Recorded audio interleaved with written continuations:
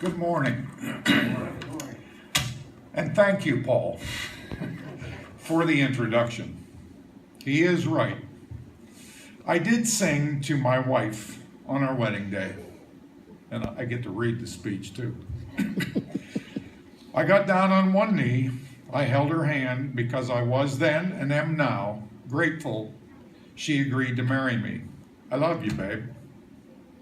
That said, Marcia and I, who is now taking pictures, would like to wish all the men here today a very happy and blessed Father's Day. Although this song is dedicated to the men who served our country, not all men have served in the armed forces. However, all men are and can be father figures to children. Men who have stayed home and fought battles on the home front to guide children to the Christian life. You too are important. Now, a little history on my selection today. Eternal Father, Strong to Save is a hymn traditionally associated with seafarers, particularly in the maritime armed services.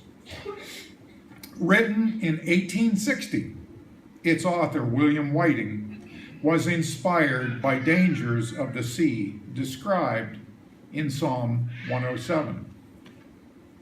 I'd like to read from Psalm 107, verse 23 through 30.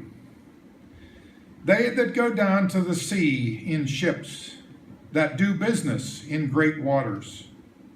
These waters, the works of the Lord, and his wonders in the deep. For he commandeth and riseth the stormy wind, which lifteth up the waves thereof. They mount up to the heaven, they go down again to the depths. Their soul is melted because of trouble. They reel to and fro, and stagger like a drunken man, and are at their wits' end. Then they cry unto the Lord in their trouble, and he bringeth them out of their distress. He maketh the storm a calm, so that the waves thereof are still. Then are they glad because they are quiet. So he bringeth them unto their desired heaven. The Navy hymn was popularized by the Royal Navy and the United States Navy in the late 19th century.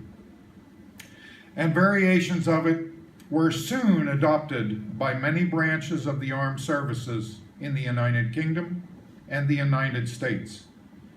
Services who have adopted the hymn include the Royal Marines, the Royal Air Force, the British Army, United States Coast Guard, the United States Marine Corps, as well as many navies of the British Commonwealth.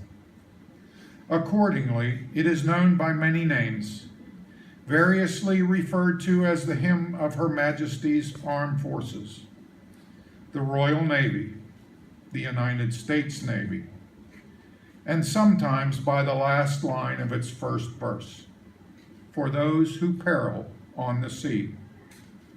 The hymn has a long tradition in civilian maritime context as well, being regularly invoked by ship's chaplains and sung during services on ocean crossing. There are actually over 100 verses written for Eternal Father. I actually plan to sing the 4 original verses. So I thank you for listening to my rendition of Eternal Father.